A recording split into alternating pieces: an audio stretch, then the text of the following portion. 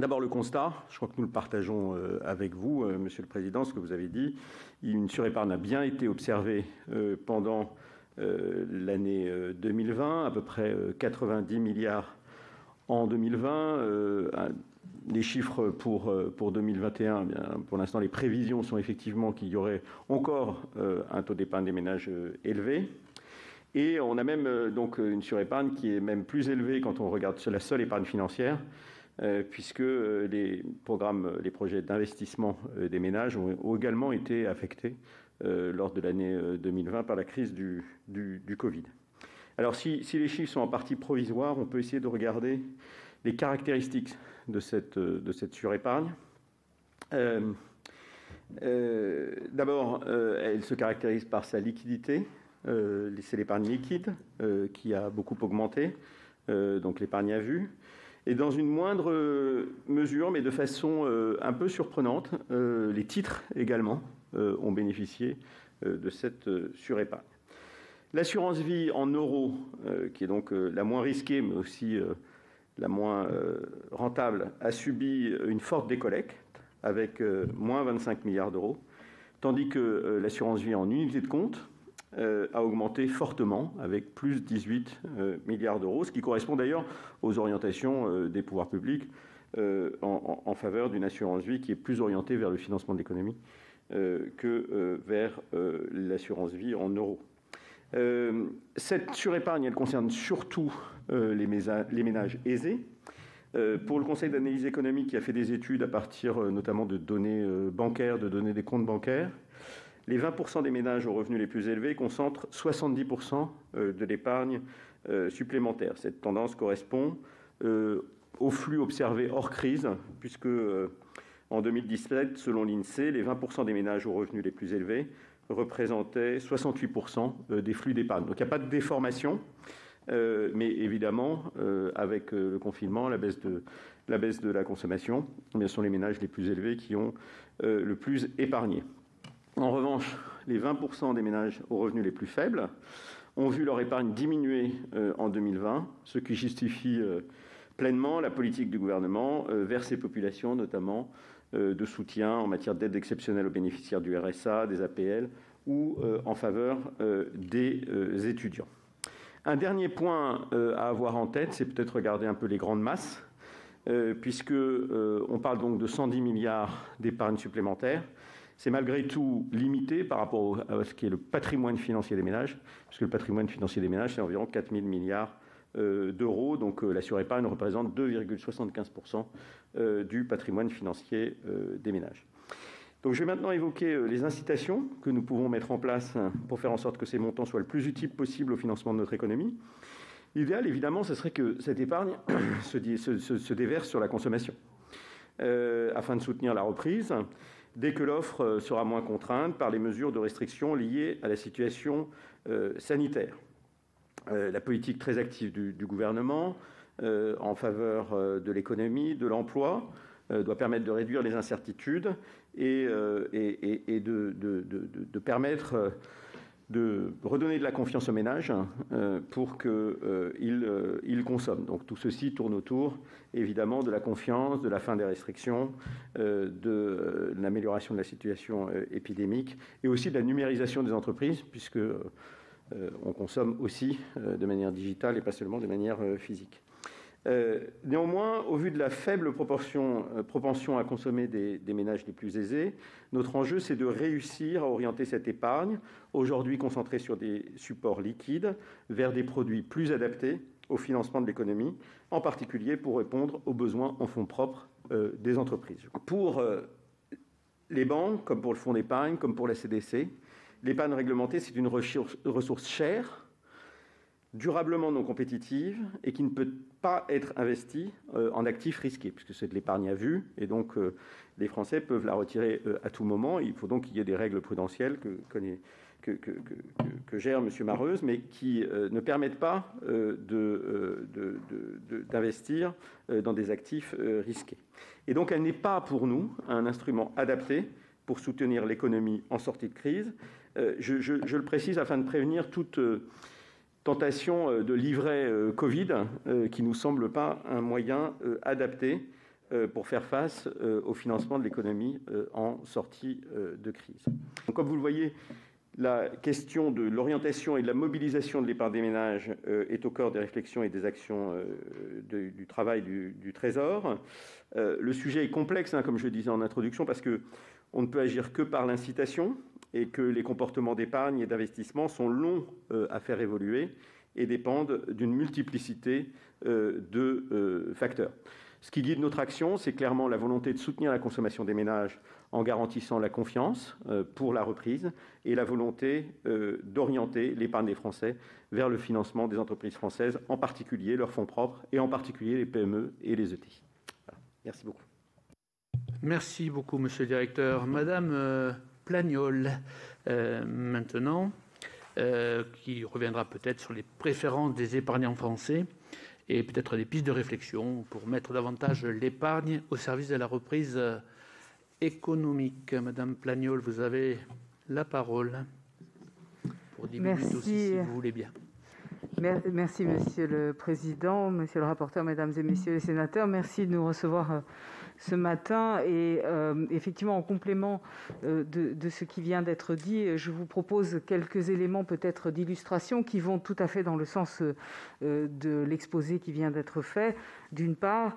Et nous avons, pour l'habitude et pour la 19e année au Cercle des épargnants, fait réaliser par Ipsos un sondage, notre baromètre annuel sur le comportement des Français, l'épargne et la retraite, qui, je pense, sera un élément intéressant d'observation, en partie de confirmation de ce qui vient d'être dit sur le comportement des ménages et leurs préférences en matière d'épargne. Donc, assez brièvement, je vous propose de regarder du point de vue conjoncturel. D'abord, nous restons quand même dans un monde très incertain. Vous le voyez à travers cet indice FMI global d'incertitude. Bien sûr, nous sommes retombés par rapport aux moments les plus critiques de la crise du Covid, mais historiquement, nous sommes encore dans un univers très incertain. Et bien sûr, ça se reflète dans les sondages et dans le comportement des ménages.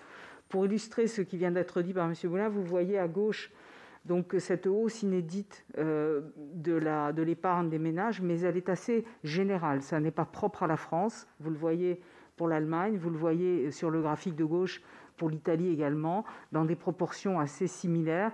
Ce qui nous frappe toujours, c'est que le niveau d'épargne des ménages en France est maintenant à des niveaux records, en temps normal, j'entends, par rapport à cette période exceptionnelle, et c'est une constante que nous voyons depuis de nombreuses années. À droite, vous avez l'illustration de ce qui vient d'être dit, je n'y reviens pas, la partie compte courant. Donc l'accumulation de cash, en fait, sur les comptes courants est assez spectaculaire, plus que sur d'autres produits d'épargne, mais l'ensemble des livrets réglementés, effectivement, a vu ses comptes accrus. Donc nous sommes sur cette dimension. Vous avez évoqué, M. Moulin, la nécessité, l'espoir de voir une partie de cette épargne revenir vers la consommation. Eh bien, je crois qu'on peut dire que nous l'avons déjà constaté. Vous voyez l'augmentation et la contribution de la consommation des ménages qui est en gris sur ce graphique au 3e trimestre de cette année. Donc une forte progression. On l'a constaté de nouveau au mois de décembre. Donc dès qu'effectivement les ménages sont en capacité de consommer, une partie de cet argent qui a été accumulé de manière forcée, comme vaut l'expression, revient sur la consommation. Ce qui est frappant, c'est que bien sûr, tout au long de cette période particulière, la consommation de biens manufacturés a été particulièrement marquée, alors que, et pour les raisons que nous savons également, les services souffrent encore. Mais là encore, dès qu'il y a une possibilité, et pour le dire plus simplement, lorsque les restaurants ouvrent, nous nous précipitons tous à leur terrasse. Donc il y a dans cette épargne accumulée, je pense, un caractère assez provisoire en partie, puisque les ménages sont prêts à consommer lorsqu'ils en ont la possibilité, et je pense que nous le verrons à nouveau.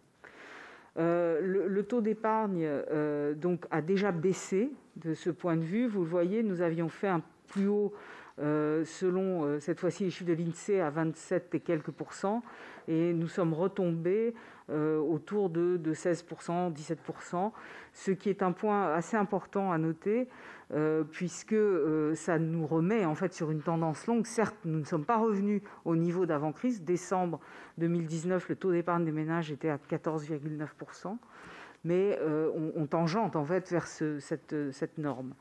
Ce qui est à noter aussi, je pense, dans ce débat, vous l'avez sur le graphique de droite, c'est l'importance de l'endettement. L'endettement des ménages, la tendance longue est importante depuis de nombreuses années. L'endettement des entreprises a progressé également, l'endettement public également. Vous le savez, je crois bien savoir, vous avez fait un débat là-dessus il n'y a pas longtemps. Il n'en reste pas moins que les ménages restent inquiets. Les indicateurs de confiance le montrent avec beaucoup de clarté. D'une part, à gauche, vous le voyez, les perspectives de chômage sont en hausse. Donc, lorsque le graphique monte, ça nous dit qu'en fait, les gens s'attendent à ce qu'il y ait plus de chômage. Et c'est bien sûr un facteur d'inquiétude majeur. Et ça se traduit à droite par une intention d'épargner dans les 12 prochains mois, en forte progression également, et qui pour l'instant continue de marquer ces indicateurs. Avec, vous le voyez également, et c'est l'effet des mesures qui ont été prises, une capacité à épargner qui est signalée également en progression. Alors voilà pour ces éléments factuels et de conjoncture, d'illustration. Je passe maintenant au point fort de notre baromètre annuel. Il comporte beaucoup d'autres éléments. Pour commencer, justement, nous avons posé la question, notre précédent baromètre ayant été réalisé avant la pandémie, nous avons posé la première question qui était: est-ce que vous avez l'intention de dépenser et finalement de profiter du présent, puisqu'on ne sait pas de quoi est fait l'avenir? Eh bien, nous constatons l'équilibre, vous le voyez, montre un tiraillement entre ceux qui sont prêts à épargner et ceux qui veulent consommer, mais on a une forte augmentation de plus de 4 points par rapport à l'année dernière des personnes qui disent vouloir consommer. On voit les gaps générationnels, les gaps aussi en termes de revenus. Les personnes de moins de 35 ans sont plus à même de vouloir consommer et profiter de la vie. Les revenus les plus élevés, comme ça a été dit, montrent également une propension à épargner plus importante. Ça se retrouve dans ce sondage. Alors là encore, la prudence et même la frilosité des ménages, nous la constatons année après année. Elle est toujours présente, elle a légèrement progressé dans ce sondage. Et là encore, vous le voyez, les personnes qui sont les retraités, les revenus les plus modestes, ceux qui ne détiennent qu'un livret A, sont plus enclins à chercher une rémunération faible, mais une épargne disponible, immédiatement disponible et liquide. Ça, bien sûr, c'est moins le cas pour les personnes qui, eux, sont plus confiants dans leur retraite ou qui préfèrent profiter du temps, et donc des générations un peu plus jeunes. Donc entre placement surtout liquide, placement surtout rentable, alors là nous avons quelques éléments un peu contre-intuitifs. Nos jeunes générations semblent être finalement assez enclins à regarder du côté de la prise de risque et des rendements, peut-être un peu moins du côté de l'ESG. C'est une surprise puisqu'on dit beaucoup que les millennials sont très enclins et très soucieux des investissements et de l'investissement durable. Ça ne se voit pas tout à fait dans ce sondage. Je pense qu'il y a peut-être quelques arbitrages à voir et des confirmations à apporter. Donc on choisit de placer plutôt très rentable chez les jeunes, et plutôt finalement assez responsable chez les plus âgés. Mais encore une fois, les portefeuilles ne sont pas de taille équivalente. La taxation des placements reste un point central, et la question de la fiscalité des successions est particulièrement citée. Il y a une grande allergie en fait à toute fiscalité sur la succession en matière d'épargne, bien sûr sur la partie la plus âgée de la population. Donc une volonté d'épargne en fait, et je voulais peut-être apporter une nuance à cette vision d'une épargne supplémentaire très abondante et importante. En fait, l'intention d'épargner se stabilise globalement par rapport aux années précédentes.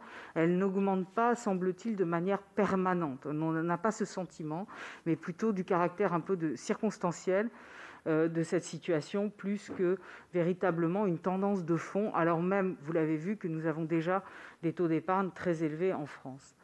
Ce qui est intéressant aussi, et là on voit un petit peu les effets Covid, c'est les raisons pour lesquelles on détient un produit d'épargne.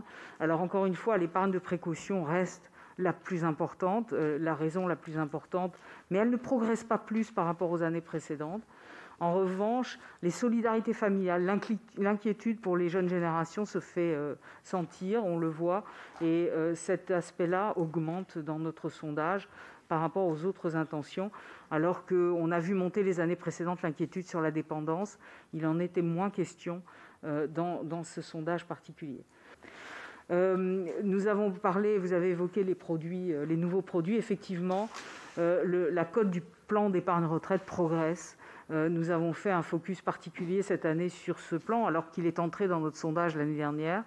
Et sa croissance et sa reconnaissance en tant que produit d'épargne est assez spectaculaire au regard des chiffres que nous avons, même si vous le voyez, mais c'est évident puisque c'est un produit largement détenu par les Français. L'assurance vie reste en haut du hit parade dans nos sondages. Il n'empêche, le PER progresse beaucoup, et il progresse même au point où il est le plus reconnu aujourd'hui déjà, donc c'est la deuxième année que nous en parlons, comme produit d'épargne pour la retraite. C'est-à-dire il est véritablement identifié comme le produit d'épargne de long terme pour lequel on peut se placer.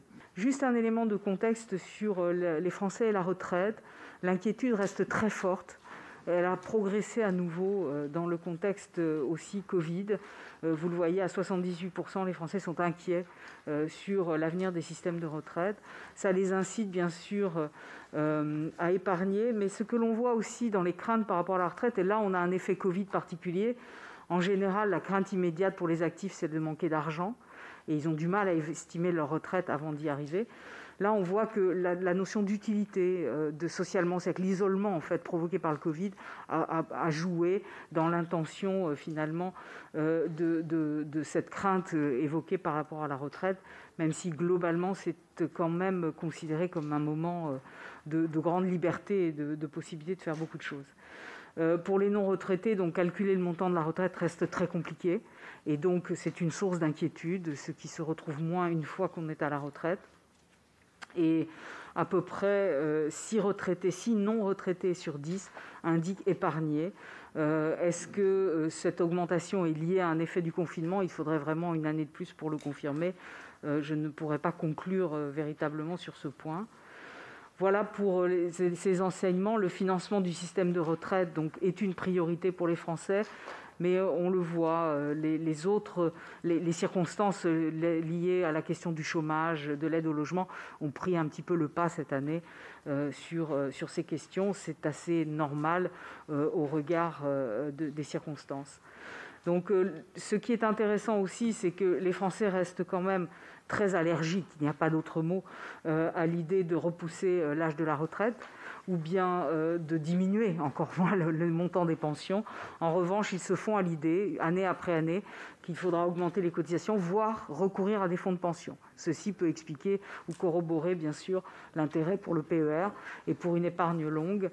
Dans ce contexte spécifique, vous le voyez, les chiffres sont en très forte progression sur les 2 premiers items. Donc pour conclure, il est clair que les Français pensent à leur retraite, ils y pensent de plus en plus tôt, autour de 40 ans. On commence à se dire qu'il faut préparer sa retraite. Ça veut dire aussi un horizon de placement très long, qui peut permettre effectivement, dans le cadre d'incitation, à envisager en fait de prendre et d'avoir dans ces placements des points de placement beaucoup plus risqués que les simples assurances-vie. Il n'y a pas un euro d'épargne qui ne soit pas réemployé d'une façon ou d'une autre vers le financement de l'économie. Il n'y a pas, entre guillemets, d'argent qui dort, à la petite exception près des contraintes obligatoires que nous avons de constituer des réserves obligatoires auprès des banques centrales, mais c'est mineur et ça correspond évidemment à des contraintes que l'on peut bien comprendre. Qu'on soit dans le bilan des banques ou qu'on soit en hors bilan, toute l'épargne retrouve son emploi dans quelque chose, soit les crédits à l'économie lorsqu'on est une banque, soit le financement des États, grosso modo les obligations d'État lorsqu'on est en fonds euros de l'assurance vie, soit dans toute autre destination définie par les UC ou les OPCVM ou les valeurs mobilières que l'on achète. Donc la question est une question d'orientation et pas de nécessité de quantité. C'est sans doute évident, mais je préférais le rappeler à ce stade-là. Dernier élément de cadrage, évidemment, c'est le client qui doit choisir son type d'épargne. La vraie difficulté, c'est qu'il faut qu'il soit correctement éclairé sur l'amplitude des choix, de leurs contraintes ou de leurs conséquences. Mais c'est évidemment d'abord fondamentalement une question d'éthique dans le Conseil, et cette éthique, elle est supportée par de nombreuses réglementations, notamment MiFID et MiFID II, qui nous obligent à quelque chose d'assez lourd administrativement, mais on va dire que c'est pour la bonne cause, pour qualifier à la fois le souhait du client, sa capacité et ses connaissances, et disons-le en deux mots, in fine, c'est vrai qu'aujourd'hui, pour aller vers autre chose que des produits de taux, des produits dits risqués, des produits de fonds propres, il faut plutôt s'adresser à des clientèles patrimoniales qui ont la capacité, ou en tout cas prouver administrativement ou réglementairement, de s'adresser à ce type de placement. Dernier élément de contexte, et je rejoins à cela ce que les deux précédents orateurs ont exprimé, il faut mettre tout ça dans un paradigme de taux bas, pas depuis la crise, mais depuis maintenant au moins 4 ou 5 ans, paradigme de taux très bas, évidemment côté emploi, côté crédit, mais du coup côté passif, côté épargne. Et ça a deux conséquences structurelles. La première, selon moi, c'est qu'il y a un goût particulier qui s'est développé pour l'immobilier. Pourquoi l'immobilier ? Parce que l'accès au crédit immobilier avec des taux structurellement beaucoup plus bas a donné, excusez-moi l'expression, une quantité d'emprunteurs nouvellement solvables que nous n'avions pas lorsque les taux étaient significativement plus hauts. Et avec des types de clientèle qui veulent un maximum de crédit et peu d'apport d'épargne. Et donc, vous avez un phénomène qui se conjugue d'avoir à la fois beaucoup de crédits immobiliers qui se mobilisent parce que c'est au moins dans la tête des clients, probablement le placement, y compris pour la retraite, le plus important pour préparer sa retraite, ne plus avoir à payer de loyer pour la suite. Et ça, c'est le premier phénomène qui est structurel et qui n'est pas lié à la crise Covid. Et puis pour l'épargne qui reste, l'épargne dite, on va dire, financière au sens large du terme, il y a clairement, et je rejoins cela, les présentations qui ont été faites, une préférence assez globale et assez moyennée pour la sécurité et la liquidité pour deux raisons. La première, c'est que nous sommes dans un environnement d'incertitude que tout le monde perçoit au sens très large du terme. Et la deuxième, c'est que les taux ne sont pas simplement bas, la courbe des taux est très plate.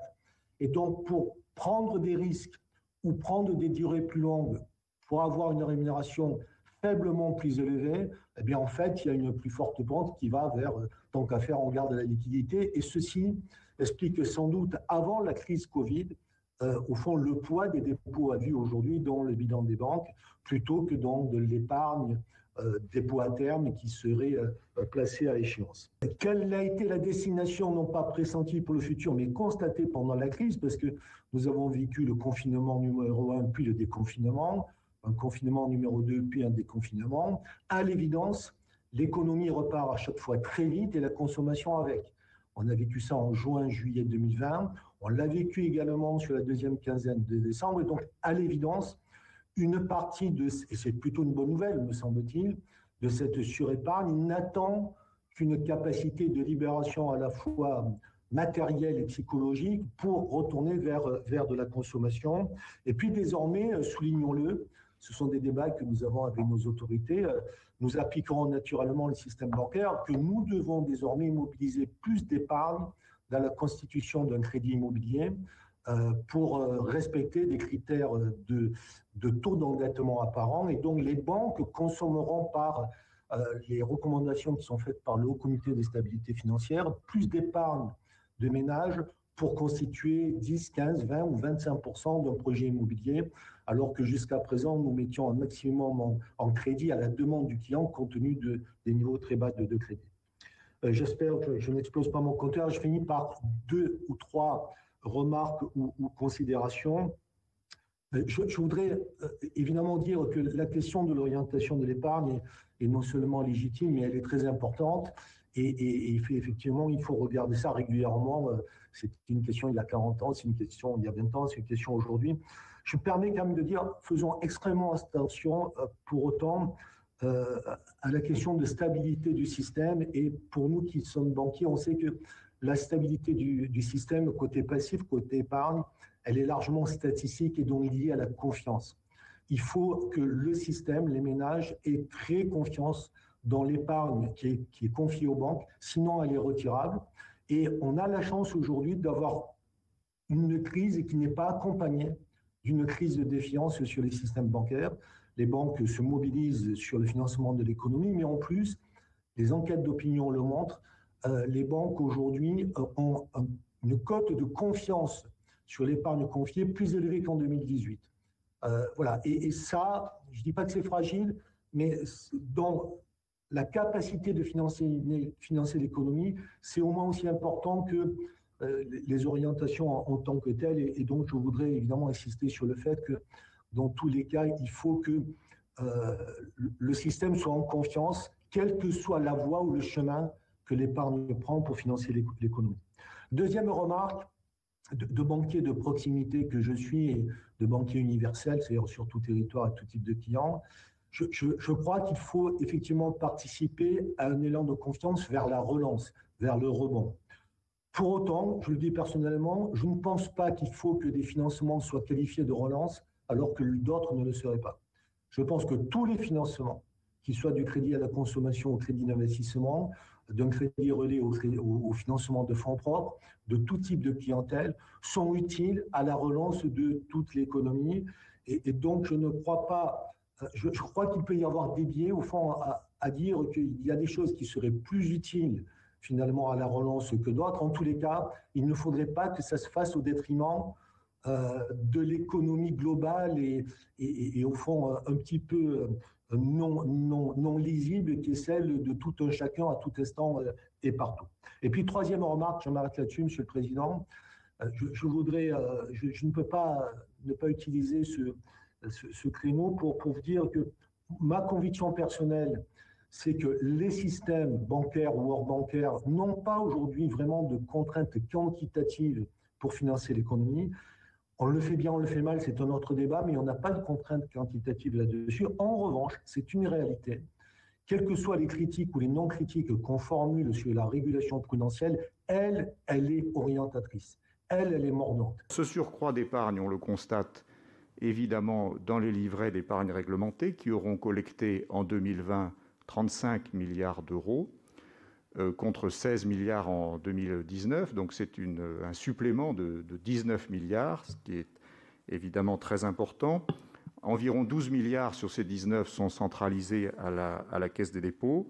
C'est un supplément d'environ 12 milliards qui est exceptionnel, mais qu'il faut néanmoins peut-être relativiser, parce que d'abord 12 milliards, c'est 4% de l'encours, donc ce n'est pas non plus un bouleversement de la taille du bilan des fonds d'épargne. D'autre part, parce que la part des livrets réglementés dans l'épargne financière des Français est à peu près stable, 9% en 2020 contre 8,5% en 2019, si on regarde les stocks. Donc il n'y a pas de déformation forte en termes de stocks. Et puis relativiser surtout parce qu'on observe, et je dirais heureusement, dans la deuxième partie de l'année 2020, un tassement de ce surcroît d'épargne et une tendance un peu chaotique. Il y a des retours de bâton, mais une tendance à un retour vers des rythmes de collecte plus proches de la normale. Je signalerai en particulier qu'à la fin décembre, nous avons eu sur les livrets réglementés des sorties très importantes, plus de 4 milliards d'euros en une dizaine de jours à la fin décembre. Donc ça montre quand même cette capacité et probablement cette volonté de revenir à des niveaux de consommation plus élevés. Même si en tout début 2021, nous allons encore avoir des chiffres de collecte qui vont être élevés et qui vont surtout paraître très élevés, puisque l'effet de base va encore jouer dans ce sens. On va comparer à des chiffres de janvier et février 2020 qui étaient avant la crise sanitaire. Donc il y a une question très importante et très difficile qui est d'évaluer la part stable de ce surcroît d'épargne et qui conditionne évidemment son utilisation. Et de ce point de vue, je crois qu'on a quand même des éléments qui montrent qu'il y a une part importante de consommation reportée, différée. Il y a tout d'abord la vigueur du redémarrage de la consommation dès que cela est possible. On l'a vu au troisième trimestre. Il y a cette tendance à conserver cette épargne supplémentaire sur des supports très liquides qui peuvent être mobilisés rapidement. Il y a aussi quelques expériences historiques, même si comparaison n'est pas raison, mais la Caisse des dépôts est une maison qui a une longue histoire. Nous avons des précédents de périodes où la consommation a été gênée, comme ça, lors des grandes grèves de 1968 ou 1995. Tout ça n'est pas très comparable, mais il y a eu une période où il était difficile de consommer, et donc on a vu des sorties ensuite assez importantes. Donc on peut penser que ce sera également le cas, et on peut surtout le souhaiter. Alors cette épargne supplémentaire qu'ont reçu les livrets réglementés et qui, pour une partie, est centralisée à la Caisse des dépôts, ce n'est pas de l'argent qui dort. Le livret A, ce n'est pas de l'argent qui dort, comme on l'entend malheureusement encore ici ou là. C'est au contraire une ressource qui finance l'économie réelle, dans les limites, bien sûr, de son modèle, qui est un modèle de transformation d'une ressource liquide, essentiellement en prêt à long terme. C'est essentiellement un modèle de prêteur à long terme. Et à cet égard, la Caisse des dépôts s'est engagée très fortement dans le plan de relance qui a été annoncé par les pouvoirs publics. Vous savez que la Caisse des dépôts a annoncé un effort de financement en fonds propres de 26 milliards d'euros sur les prochaines années, dont 20 d'ici à 2022, donc dans des délais très brefs, et qu'en matière de prêts, ce qui concerne davantage les livrets réglementés et le fonds d'épargne, ce sont 75 milliards de prêts qui devront être déployés au total d'ici 2024. Au cours de l'année 2020, nous avons eu de nouvelles autorisations du ministre de l'Économie et des Finances pour développer et renouveler nos offres de prêts, en particulier sur de nouvelles doctrines d'emploi qui permettent un élargissement des thèses d'emploi des ressources du fonds d'épargne, au profit en particulier de la transition écologique et énergétique et du secteur public local. Donc toute une gamme de prêts nouveaux a été mise en place à partir du mois de septembre 2020. Donc vous voyez, c'est très récent et cela correspond à une utilisation de ce surcroît d'épargne dont nous parlons, avec une tarification améliorée, plus compétitive, des conditions d'éligibilité de certains prêts qui ont été étendues, et plus généralement des modalités assouplies et simplifiées. Ces nouvelles offres de prêts vers le secteur public local, et spécialement sur la thématique de la transition énergétique, recouvrent une enveloppe de 12 milliards d'euros qui est désormais rendue disponible et dont la commercialisation a débuté via la Banque des Territoires dans les dernières semaines de 2020. Nous avons d'ailleurs de premiers résultats puisque notre production de prêts vers le secteur public local a augmenté en 2020 de 22% par rapport à 2019. Donc c'est un début et nous espérons que ce succès va se confirmer et s'amplifier avec en particulier deux offres que je signale. Une offre pour le renouvellement des réseaux d'eau qu'on appelle l'Aquaprêt et puis une offre pour la réhabilitation thermique des écoles qui est une thématique évidemment prioritaire avec notre EduPrêt. Voilà. Notre mission principale, c'est évidemment, et cela demeure, vous le savez, le financement du logement social. Nous aurons distribué 12 milliards d'euros de prêts en 2020 dans ce secteur. C'est, je dois le dire, un chiffre en recul, malheureusement, par rapport à 2019, puisque nous avions distribué un peu plus de 13 milliards d'euros. Donc un recul qui est lié, semble-t-il, en grande partie à un ralentissement des agréments, des autorisations d'urbanisme. Nous sommes en mesure de faire plus dans ce domaine. Nous pourrions développer notre volume de prêts au logement social et la ministre du Logement a annoncé vouloir accélérer le rythme de construction de logements sociaux. Le fonds d'épargne de la Caisse des dépôts est tout à fait en mesure d'accompagner une croissance des volumes produits dans ce domaine. Au cours de l'année 2020, je voudrais signaler deux éléments plus précis.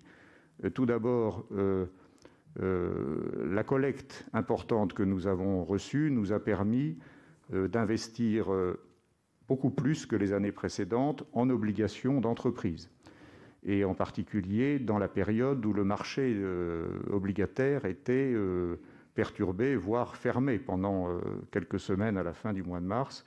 Nous avons pu investir près de 3 milliards d'euros en obligations d'entreprise entre mars et mai. Donc vous voyez, typiquement dans la période la plus tendue sur les marchés et où de nombreuses entreprises avaient du mal à accéder au marché.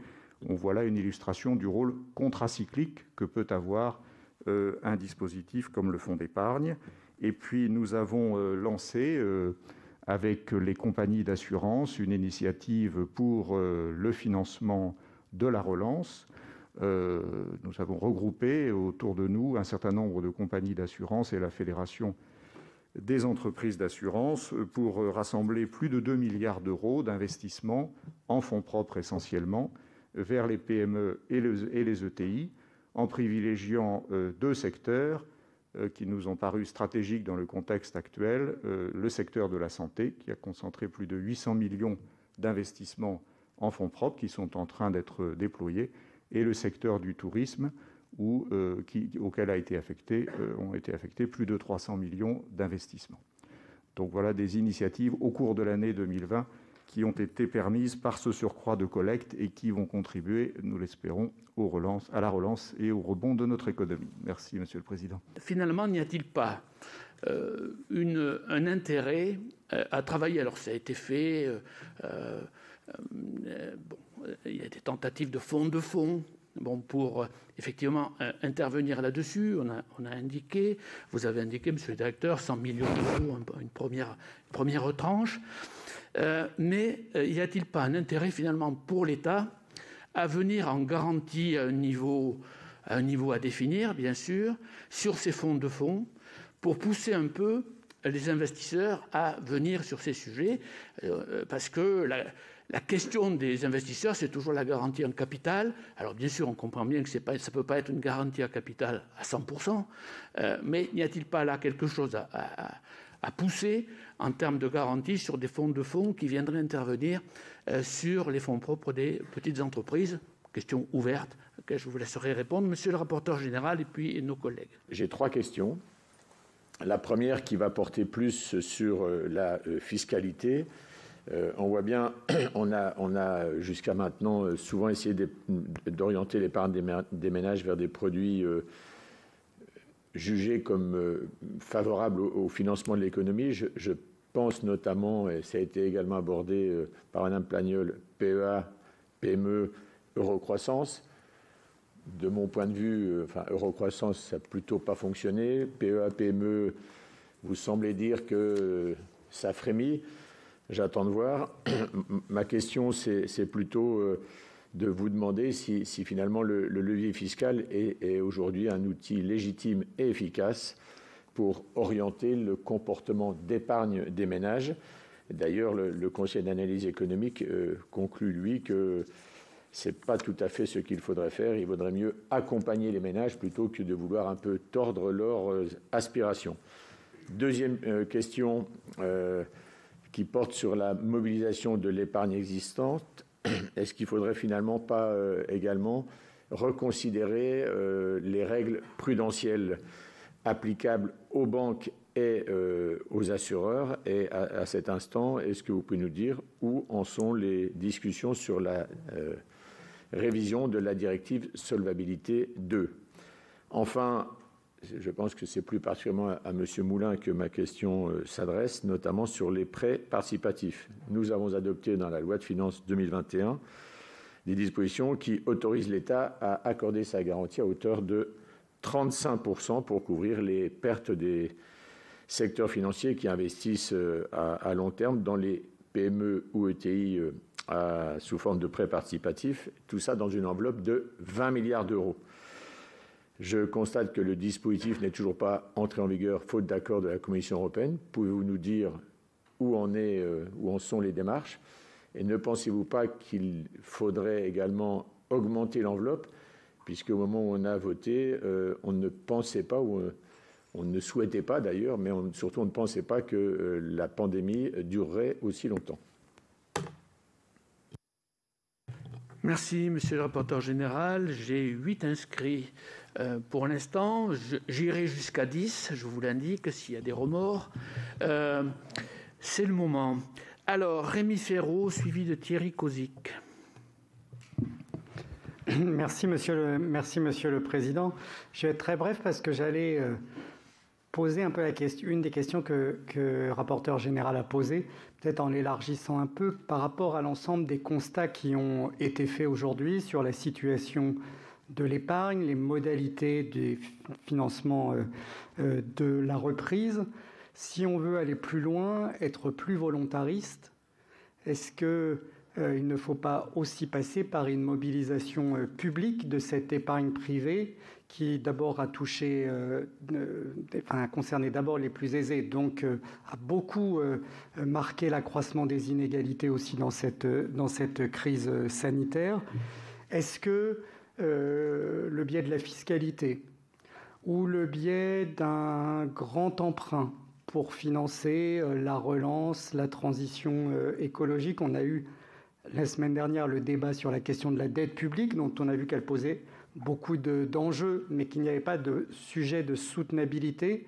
Voilà. Est-ce qu'il n'y a pas, par rapport au financement de la relance et des grandes transitions que nous avons à mener, notamment sur le plan écologique, à passer par des démarches beaucoup plus contraignantes ou incitatives publiques de grande ampleur pour mobiliser cette épargne plus utilement que de simples placements liquides?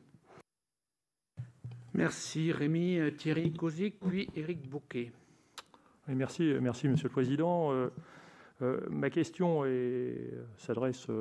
il n'y a pas de personne particulière à qui elle s'adresse. Simplement, c'est plutôt un constat. Aujourd'hui, la phase de sauvetage de l'économie s'est fait à coups de milliards dans le cadre du plan de relance qui ont été distribués par l'État.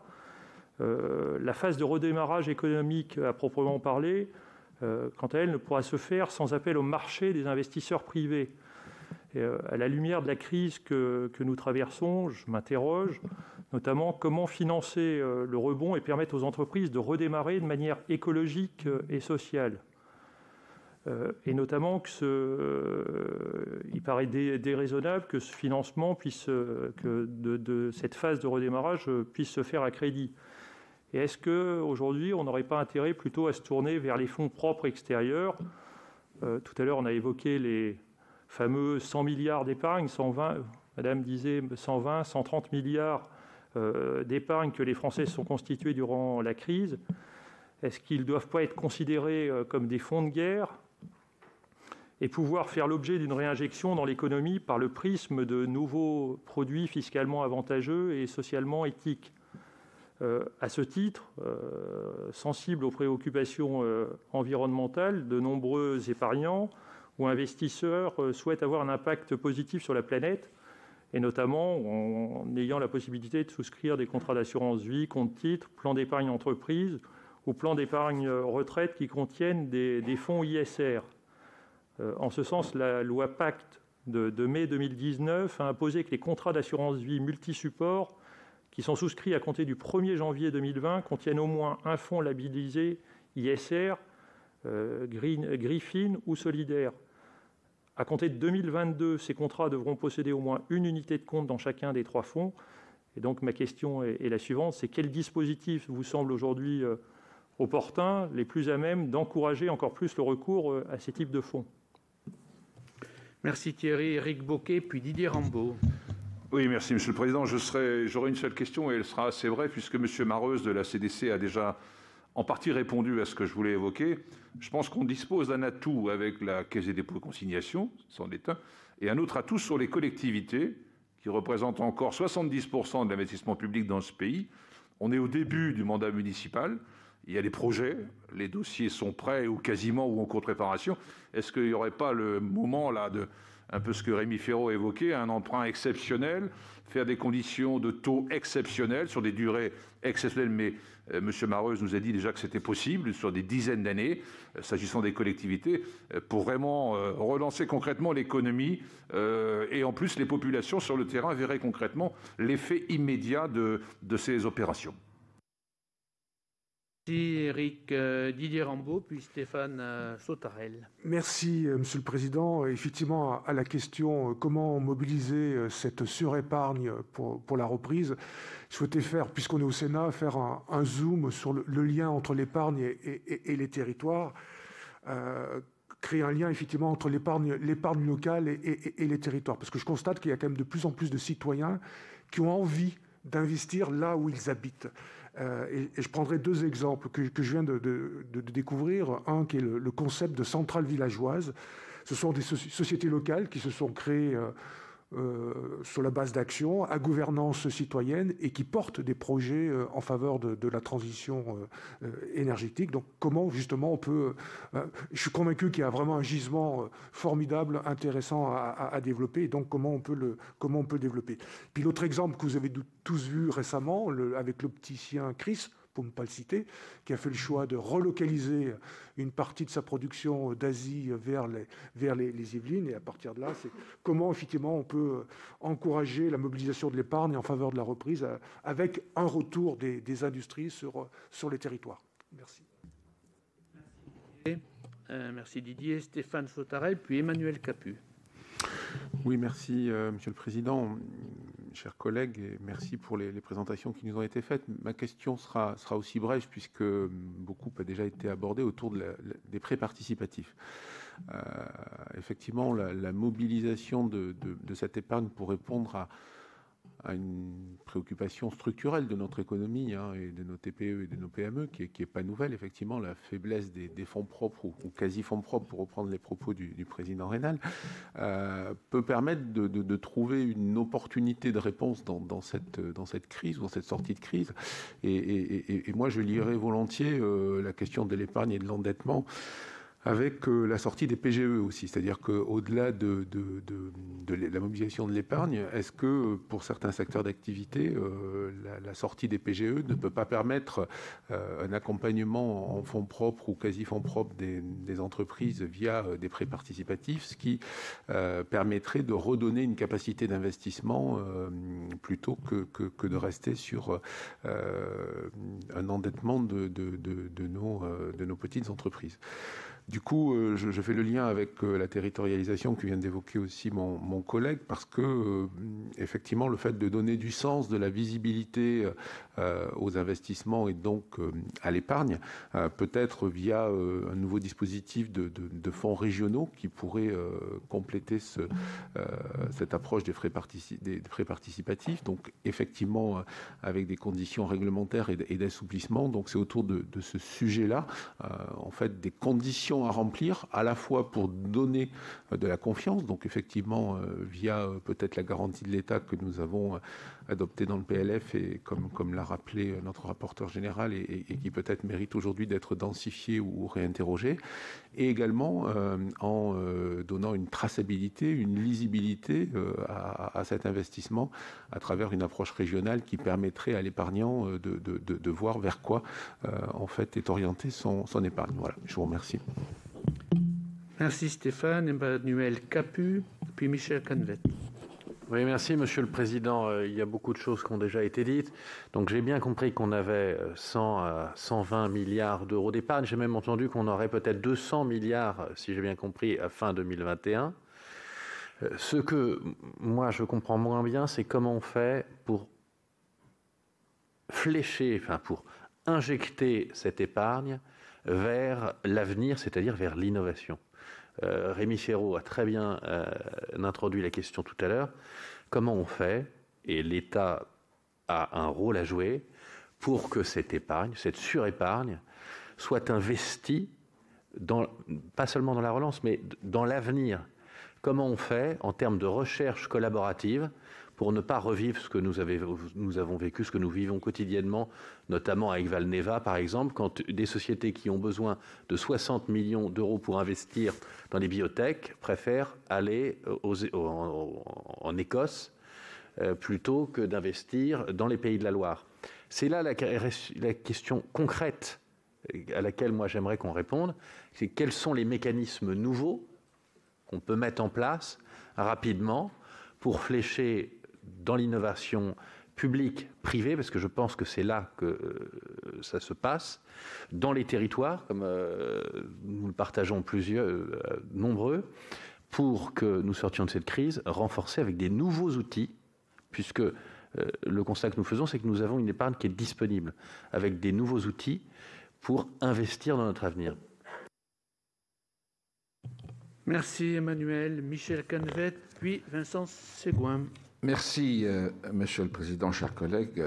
J'ai entendu le directeur général du Trésor nous rappeler qu'il y avait un certain nombre d'outils à la disposition de l'ensemble des dispositifs pour pouvoir fonctionner. Le directeur de la gestion des actifs de la CDC nous dit que des moyens importants ont été dégagés par la CDC en prêts et en fonds propres, et le président de la Fédération bancaire française nous dit que les banques n'avaient pas de contraintes aujourd'hui pour financer l'économie.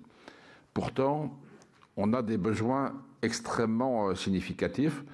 Je pense à un certain nombre d'entreprises, souvent dans des filières un peu innovantes, qui ont du mal à obtenir des financements pour pouvoir mener leurs projets de développement.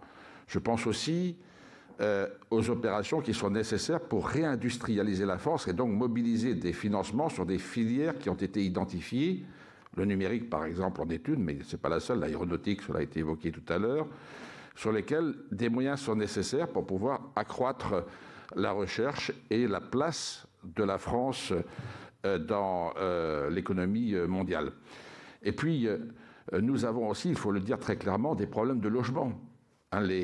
La production de logements dans notre pays a baissé de 6,7% l'année dernière, et plus grave, le nombre de permis de construire a baissé de 14,7%, principalement pour les immeubles. D'ailleurs, ça veut dire qu'il y a aussi là des besoins extrêmement conséquents. Donc il faut certainement que l'on soit plus actif sur l'accompagnement des besoins des Français, parce que parmi les politiques publiques qui ont été identifiées comme étant celles qui requièrent une action plus volontariste, c'est bien la question du logement. Et notamment l'accès au logement à la propriété qui est souhaité par bon nombre de nos concitoyens. Donc là, on voit bien qu'il y a des actions à mener pour permettre de lever un certain nombre de freins et d'obstacles sur tout ça.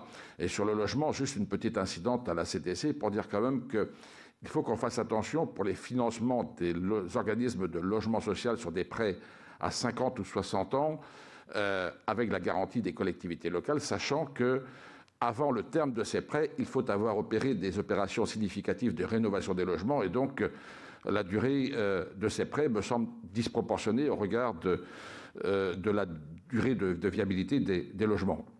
Alors, comme Didier Rambaud et Stéphane Sautarel, je pense qu'il y a un besoin, certainement, je pense à la CDC en particulier, d'accompagner un certain nombre d'initiatives locales pour développer l'achat local, pour développer des actions de verdissement, par exemple, ou de production d'énergie. Il y aurait sans doute, à côté de la mobilisation de l'épargne locale, peut-être un soutien de la CDC à apporter pour justement orienter encore plus l'épargne locale vers un certain nombre de projets d'avenir productifs pour l'avenir. Je me dis aussi que peut-être que l'État, compte tenu des objectifs, pourrait augmenter le plafond du livret de développement durable. Voilà quelques idées. Merci de les avoir synthétisées, Michel. Vincent Segouin est suivi de Vanina Paoli-Gagin. Merci, Monsieur le Président. Alors, ma question est plutôt vers Monsieur le Directeur du Trésor. J'ai entendu dans les propos tout à l'heure introductifs qu'il y avait besoin de pousser les Français à réutiliser l'épargne de précaution pour la consommation et sûrement via la confiance. Alors, ma question, c'est simple, parce que vous avez émis des pistes possibles. Vous nous avez parlé de taux négatifs sur les produits réglementés. Vous nous avez parlé aussi de l'imposition du capital, enfin de l'outil imposition supplémentaire. J'ai en mémoire aussi la loi Sapin 2 qui permet l'imposition du capital de l'assurance vie. Alors, quel outil réel vous allez activer pour utiliser cette épargne de précaution, ou est-ce que vous allez tout simplement rétablir la confiance que les Français attendent? Ça, c'était ma première question. Deuxième question, c'est vous ne nous avez pas parlé de l'or, ni de l'immobilier, enfin si un peu dans l'introduction du cercle des épargnants, c'est vrai, mais est-ce que si jamais vous allez vers l'imposition, quels seront les effets sur l'or et l'immobilier? Est-ce que vous avez fait des prévisions dans ce sens? Merci. Merci Vincent. Vanina Paoli-Gagin. Oui, Monsieur le Président, merci. Merci aux intervenants pour les présentations qui ont été faites. Je vais en quelque sorte synthétiser beaucoup de choses qui ont été dites par un certain nombre de mes collègues. Je pense que la période est historique pour reconstruire des pans entiers d'activités économiques que nous avons littéralement abandonnés depuis trentaine, quarantaine d'années, que pour ce faire, chaque euro public devra avoir un effet de levier maximum sur les euros privés. Et c'est pour ça que je pense sincèrement que cette mobilisation de l'épargne privée est primordiale. Elle va définir en fait le futur de notre pays, sa capacité à avoir toujours une existence à l'échelon mondial et sa capacité à donner du travail à ses enfants. Donc, je pense qu'une hybridation entre deniers publics et deniers privés devrait être pensée. Et je voulais sonder sur les cibles destinataires de ces investissements qui pourraient être à la fois publics pour aider à la remise à niveau d'un certain nombre d'infrastructures dans les territoires, mais aussi privés en consolidant. On a beaucoup de PME très innovantes en France, mais qui sont trop petites. Il faut faire de la consolidation, il faut faire ce qu'on appelle du build-up pour créer des acteurs pertinents. Je pense que pour ce faire, il faudrait qu'on se dote de véhicules souverains à l'échelon de chaque région française pour essayer de dégager des compétences d'excellence et orienter, comme l'ont dit beaucoup de mes collègues, l'épargne localement pour que les gens voient en fait où va leur argent et comprennent que c'est de l'argent qui est productif pour leur territoire. Merci Vanina. Christine Lavarde pour conclure les questions. Oui, merci Monsieur le Président. Alors j'avoue que j'ai été assez interpellée par un des graphiques qui nous a été présenté par le Cercle des épargnants, qui est, si j'ai bien compris, le ressenti des Français sur le meilleur mécanisme d'épargne et la croissance très forte des livrets A, des livrets qui aujourd'hui ne rapportent pas puisque les taux rapportent très peu. On est d'accord que c'est sans risque et il me semble qu'en 2020, il y a eu quand même une décollecte très forte sur l'assurance vie. Donc est-ce à dire, alors même qu'on a entendu encore ce matin qu'une partie de cette épargne, elle était chez les ménages les plus âgés, donc une épargne forcée qui va pas se retraduire immédiatement par de la consommation. Typiquement, si c'était partir en vacances, aller au restaurant, on va pas aller 4 fois plus en vacances ou 10 fois plus au restaurant quand on pourra y retourner. Donc comment est-ce qu'on explique que finalement c'est le livret A qui est appelé le livret jeune et pas des placements peut-être un peu plus risqués, mais avec un rendement beaucoup plus important en moyenne? Est-ce que ça voudrait dire que les Français n'ont pas une bonne connaissance des mécanismes économiques? J'avoue que ce graphique ce résultat m'a interpellée. Ce sera donc la dernière interpellation, mes chers collègues. Je vous propose de passer aux réponses. Alors, je propose une règle du jeu qui est par intervenant d'être autour de la moitié du temps de départ, c'est-à-dire autour de 5-6 minutes. Peut-être la direction du Trésor aura peut-être droit, comme elle a été beaucoup sollicitée, elle aura peut-être droit à une dizaine de minutes, si les autres membres du panel veulent bien l'accepter. Et je vous propose de le faire à l'envers, dans le sens inverse. On va démarrer par Olivier Mareuze, s'il le veut bien. Oui, merci Monsieur le Président. Pour revenir sur quelques thèmes qui ont été abordés, je crois qu'effectivement la question des normes prudentielles et comptables applicables aux établissements de crédit et aux compagnies d'assurance est un point très important pour l'orientation future de l'épargne. Parce que, comme on l'a vu, les épargnants français conservent une certaine aversion pour le risque, quoi qu'on en dise, et donc il est souhaitable que les épargnants prennent directement des actifs risqués pour une part croissante, plus importante qu'aujourd'hui, mais il ne faut peut-être pas se faire d'illusions sur la capacité des épargnants à aller brusquement, massivement vers des supports en action directement. Et donc le système financier, les institutions financières doivent jouer un rôle d'intermédiation et de transformation et de capacité, donc à partir d'une épargne sécurisée, à investir dans des actifs plus risqués. Cette capacité de transformation, elle est conditionnée très largement par le régime prudentiel et le régime comptable également, d'ailleurs, qui ne doit pas être sous-estimé. Je pense que les normes en vigueur, qui sont souvent assez récentes d'ailleurs, n'ont pas été dans le sens d'un accroissement de la capacité des institutions financières à prendre des actifs risqués. On a cité Solvabilité 2, mais il y a aussi des discussions en cours sur les normes bancaires avec le paquet qu'on appelle BAL 4, qui comporte des dispositions qui ne sont pas favorables à la détention d'actifs risqués, notamment d'actions. Et puis les normes comptables restent également un sujet en ce domaine. Donc je pense que c'est une dimension qui ne doit pas être sous-estimée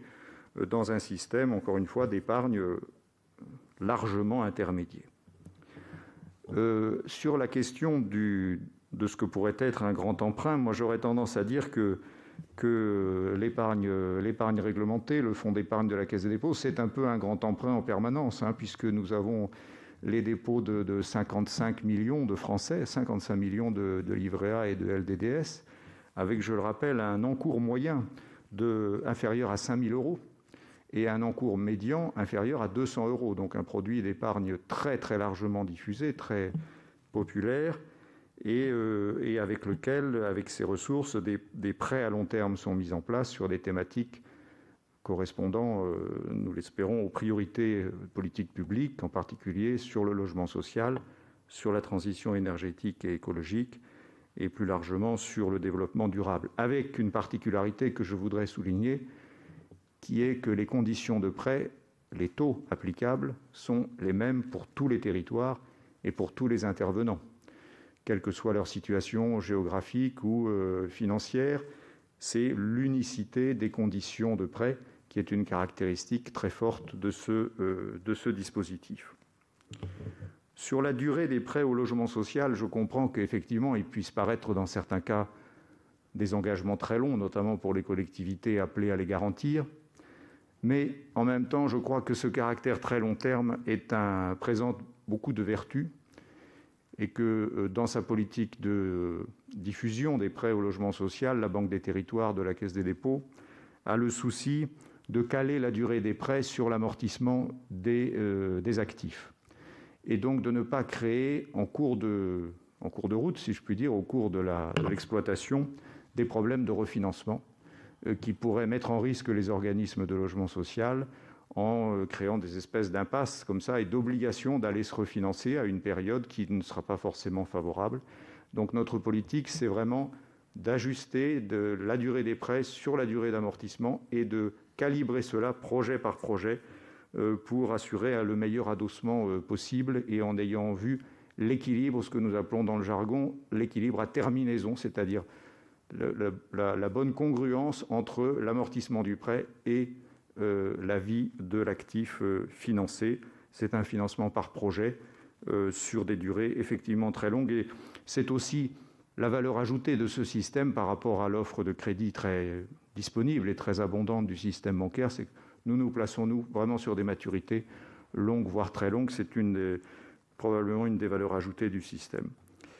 Et enfin, je voudrais souligner que les prêts de la Caisse des dépôts sont orientés vers le développement des projets dans les territoires, avec un taux de retour très important de l'épargne collectée vers des projets des différents territoires. Nous sommes très attentifs à la répartition de nos financements, à la couverture de l'ensemble des territoires, avec une présence de nos directions régionales de la Banque des territoires. Nous avons, je l'ai dit, des offres qui ont été complétées par les décisions du ministre de l'Économie et des Finances en septembre dernier sur des thématiques prioritaires, éducation, tourisme, sanitaire, rénovation thermique des bâtiments publics et notamment des bâtiments scolaires, équipement d'eau et réseau de distribution d'eau, transport propre. Ce sont les thématiques prioritaires qui ont été retenues et pour lesquelles le ministre a décidé un abaissement du taux de ces prêts, une augmentation de la quotité pouvant être prise en charge par la Caisse des dépôts, qui a été portée à 100% du montant finançable pour les thématiques transition énergétique, et puis un élargissement des entités ayant accès à ces prêts, en particulier en élargissant cela aux agences de l'eau, aux fondations et aux associations reconnues d'utilité publique et qui contribuent à l'action pour la transition énergétique et écologique. Voilà, Monsieur le Président, quelques éléments de réponse. Merci, Monsieur le Directeur. Monsieur Brassac, autre grand transformateur de court terme en long terme. Merci, Monsieur le Président. Au fond, j'essaie de prendre en compte l'ensemble des questions et je me dis deux choses. La première, c'est qu'il faut peut-être, en tout cas c'est la conviction que je me forge à l'instant, qu'il faut différencier sans doute la question que vous posez, qui est fondamentale et structurelle, qui consiste à savoir si on peut et comment on pourrait plus orienter vers plus de risques, vers plus de prise de risque. Du système bancaire lorsque c'est des crédits, et puis des épargnants lorsque c'est de l'épargne non bancaire pour aller financer l'innovation, pour aller financer la RSE de façon très générale. Et tout particulièrement, cette question y vive aujourd'hui parce qu'il y a une question de rebond à sponsoriser et de rebond autrement. Et donc, je trouve effectivement la question que vous posez, qui est comment orienter vers cette quantité nouvelle que l'on veut vers le risque et un risque en plus typé vers quelque chose d'autre, territorialement ou RSE, est une question que j'ose qualifier de structurelle et que je pense on peut déconnecter ou décorréler de ce que vous appelez comment utiliser cette surépargne de crise. Parce qu'une nouvelle fois, très à plat, cette épargne n'est pas disponible, elle n'est pas en attente de quelque chose, elle est réemployée. À cet instant, les plus 60 milliards sur les dépôts à vie, on participe aux plus 120 milliards de prêts garantis par l'État qui sont dans le bilan des banques. Ma conviction personnelle, c'est que cette surépargne qui n'était pas souhaitée, qui est conjoncturelle, qui est une épargne de crise, on aurait tout intérêt à ce qu'elle revienne naturellement vers l'économie, notamment par la consommation, le plus vite possible et en même temps sans rupture anxiogène. Et donc, on ait quelque chose qui fasse que sur plus, au fond, ils permettent de doper une relance d'abord, évidemment, par l'économie et donc par la confiance, par la consommation, par tout ce qui va avec. Et donc, je pense que ces deux thèmes peuvent être distingués. Je comprends qu'il y a à l'instant un lien qui est fait dans la tête de ceux qui observent le système en disant peut-être que cette surépargne répondra à la première question. Je pense que ce n'est pas nécessaire, que c'est peut-être même pas sain et que dans tous les cas, la première question se pose fondamentalement. Et sur la première question, je voudrais, là encore, j'ai bien entendu ce que vous disiez, Président, sur BAL 3, au fond, en sécurisant le système bancaire, au fond, sécurise tous les acteurs, dont les banques, et c'est vrai, fondamental, toute réglementation prudentielle a son bénéfice pour le système et globalement. Mais vous posez la question, quelques sénateurs posaient la question sur Solvency II, sur la réglementation assurantielle, parce que c'est celle qui est le plus sur l'épargne hors bilan. Je voudrais vraiment que vous ne sous-estimez pas ce qui va se passer avec BAL 4. Je n'en fais pas une obsession personnelle, parce qu'après tout, les banques vont s'adapter. C'est le financement de l'économie qui va faire comment dire, le levier d'adaptation. Ce n'est pas les banques en tant que telles. Nous, on a toujours respecté la réglementation, au moins par contrainte en tant que telle. Je vous donne un autre exemple. J'ai pris des prêts participatifs tout à l'heure. Mais dans le projet BAL 4, le financement des entreprises non cotées sera beaucoup plus coûteux en fonds propres. Pas parce que c'est juste plus prudent, mais parce qu'une nouvelle fois, ces réglementations, il faut bien que vous le compreniez, c'est aussi et avant tout d'abord un but d'harmonisation des règles internationales entre des systèmes qui sont très différents. Aux États-Unis d'Amérique, il y a très peu d'entreprises non cotées. Et donc, ils massacrent par défaut, prudentiellement, parce que ça a un sens chez eux, les entreprises non cotées, parce qu'il y a des raisons finalement, comment dire, malsaines, ou en tout cas de risques particuliers au fait de ne pas être cotées. Ce n'est pas le cas en France. Et donc, appliquer les mêmes évaluations de risques aux entreprises non cotées aux États-Unis et en France, dans le meilleur des cas, ça veut dire que le système bancaire il va adopter la façon de financer l'américaine. C'est pareil sur le crédit immobilier. Ne sous-estimez pas le fait que le bilan des banques françaises est pris pour moitié par le crédit immobilier, taux fixe, risque de transformation pris par la banque, alors qu'il est massivement sur les marchés chez les Américains, d'où d'ailleurs la genèse, mais je n'en fais pas un cas particulier, la genèse des fameux subprimes qui ont été diffusés par le crédit immobilier qui a été titrisé. C'est bien, c'est mal, c'est même pas le débat. Ce que je veux dire, c'est que quand les réglementations se mettent en place, il y a deux choses que je voudrais vraiment vous faire passer comme message très important. La première, c'est qu'il y a une harmonisation de fait qui devrait d'abord renvoyer à la question politique. Quel type de financement de l'économie vous voulez? et pas simplement au moyen de régulation.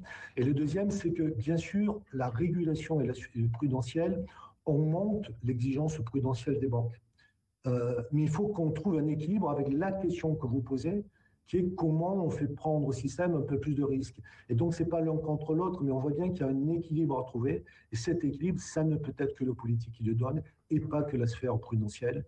Et donc, je voudrais vraiment profiter de cette tribune pour vous dire que cette question est aussi éminemment politique et évidemment est à votre disposition pour essayer de vous donner des indications très concrètes sur tout ceci.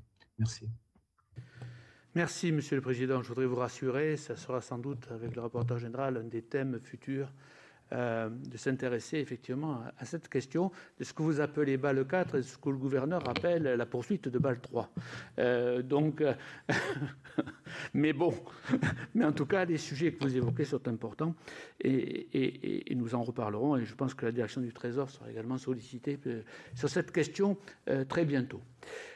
Nous poursuivons avec Madame Valérie Plagnol et nous laisserons faire, si je peux me permettre, la voiture balai à la direction du Trésor pour reprendre les questions qui n'auraient pas été, auxquelles il n'aurait pas été répondu par les précédents orateurs.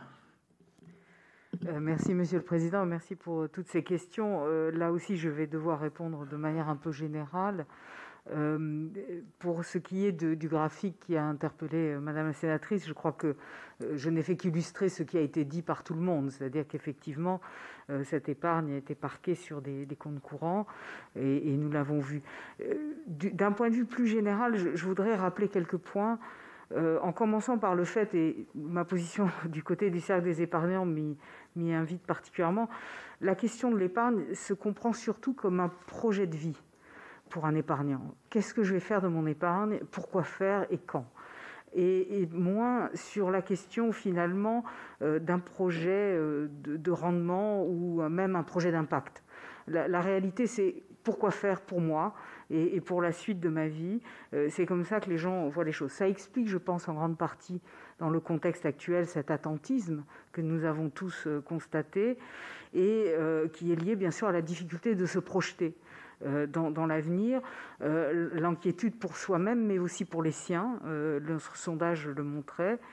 Et ça, c'est face à la fois à la situation pandémique, bien sûr, la crainte aussi, il faut bien le dire, en matière d'augmentation de la dette publique et de la fiscalité qui pourrait arriver ultérieurement.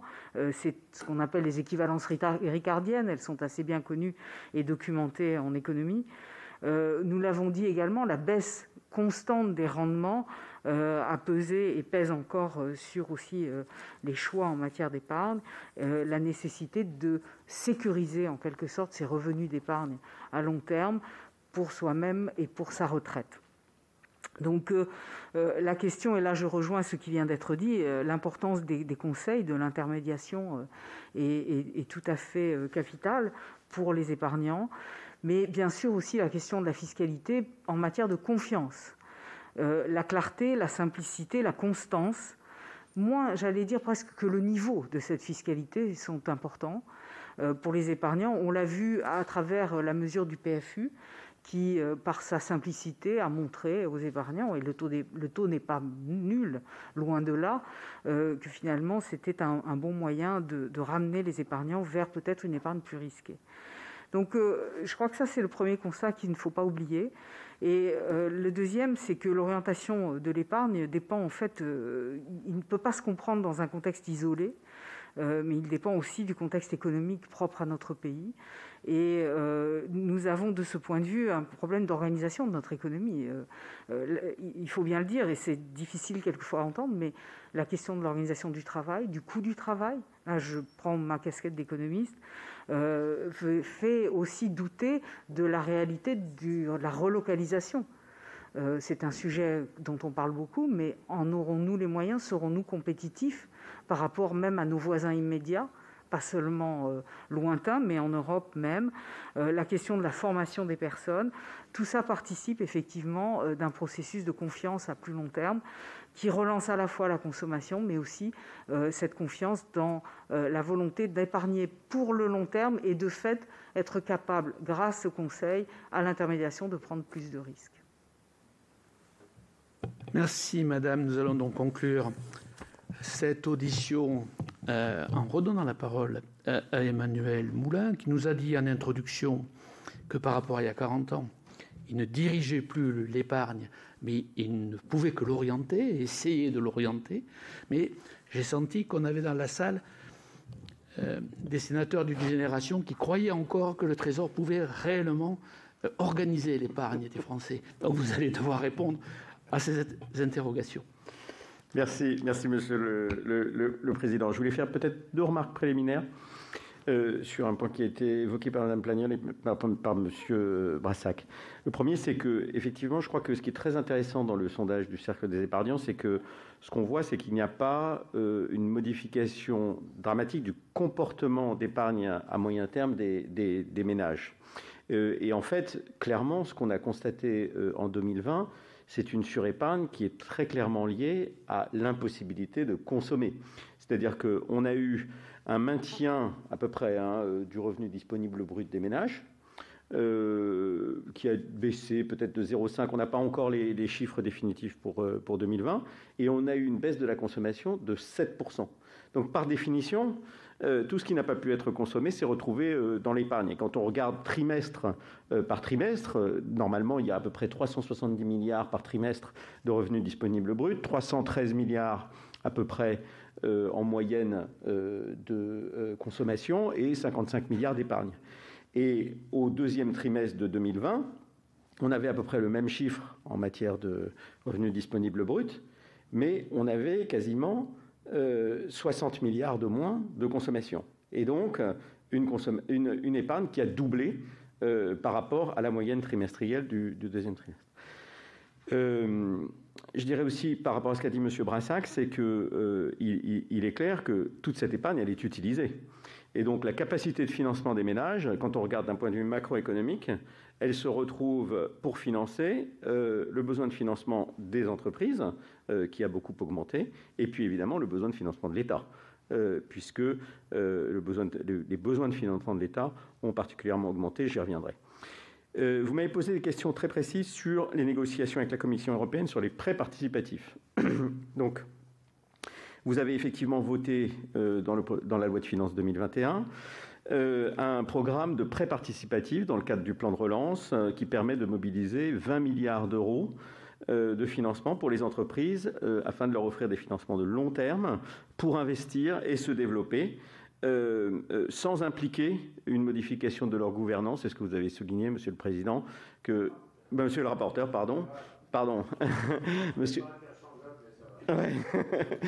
Monsieur le rapporteur général, qu'effectivement, il n'y a pas de volonté, bien souvent, des dirigeants des entreprises d'ouvrir leur capital.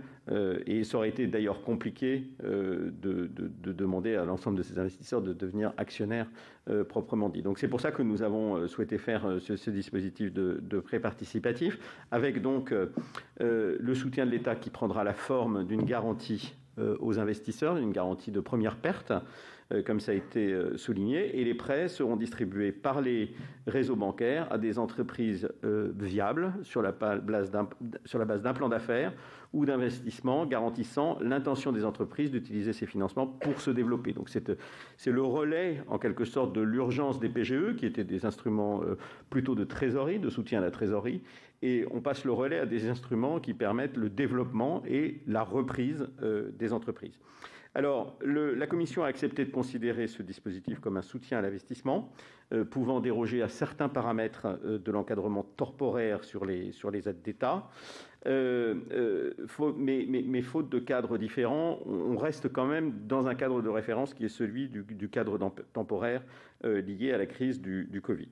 Les discussions, elles se sont concentrées sur les propositions et les paramètres de ces dispositifs. D'une part, la durée du dispositif, on voulait garantir des prêts jusqu'à fin 2022, alors que l'encadrement temporaire ne permet de faire des opérations avec une aide d'État que jusqu'au 31 décembre 2021.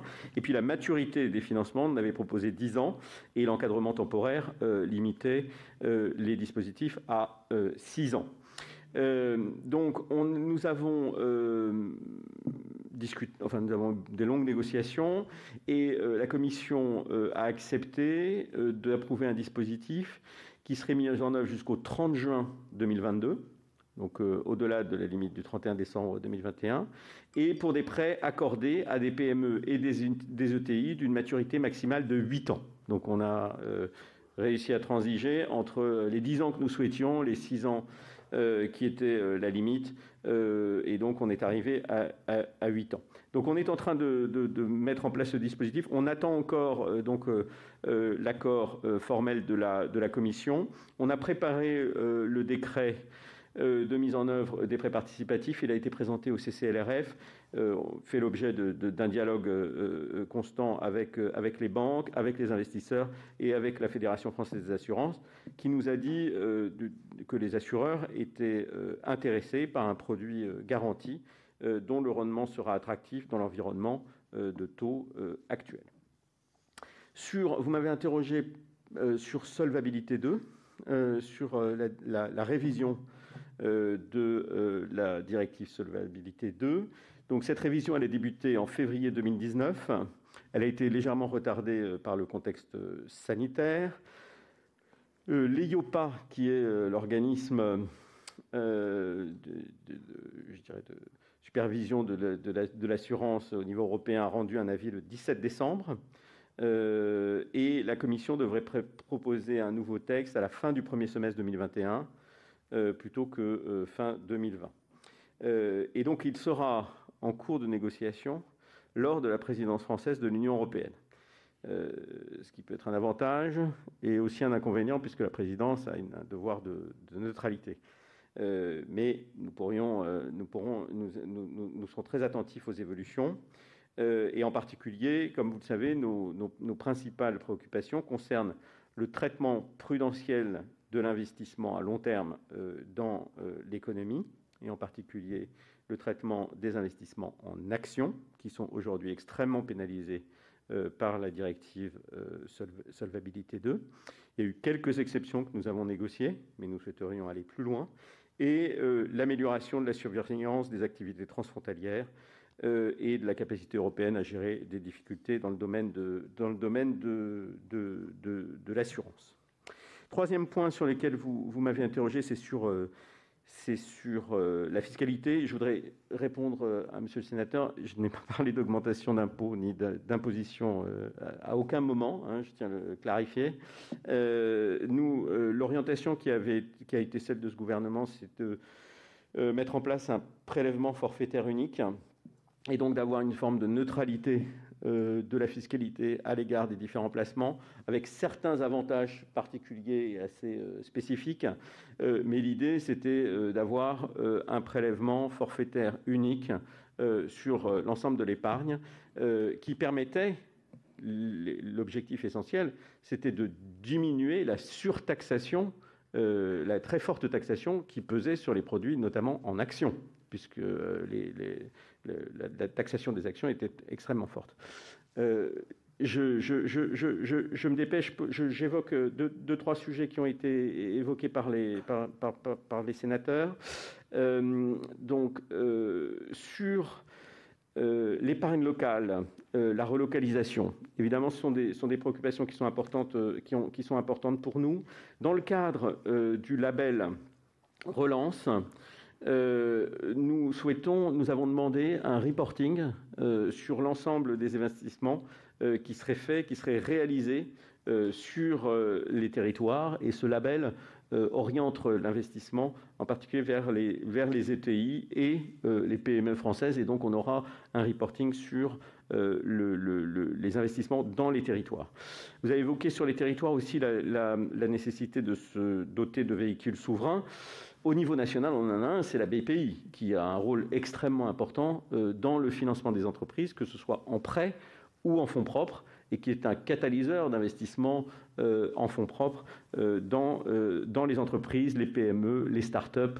Il y a beaucoup de fonds qui ont été constitués, qui vont de la grande entreprise vraiment à la plus petite.